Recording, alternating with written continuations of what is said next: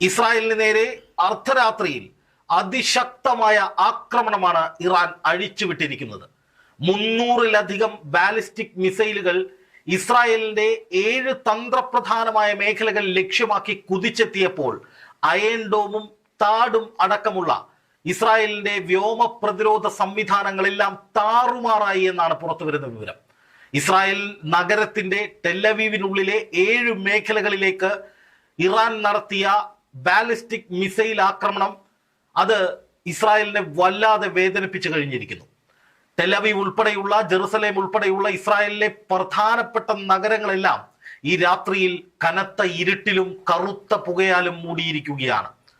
ഇറാന്റെ തിരിച്ചടി കുറിക്കൊണ്ടിരിക്കുന്നു എന്ന് വ്യക്തമാക്കുന്ന വിധത്തിൽ ഇസ്രായേൽ ഈ ആക്രമണം സ്ഥിരീകരിച്ചിരിക്കുന്നു എന്ന് മാത്രമല്ല 15-ലധികം പേർക്ക് പരിക്കേറ്റു എന്ന പ്രാഥമിക കണക്കും പുറത്തു വരികയാണ്.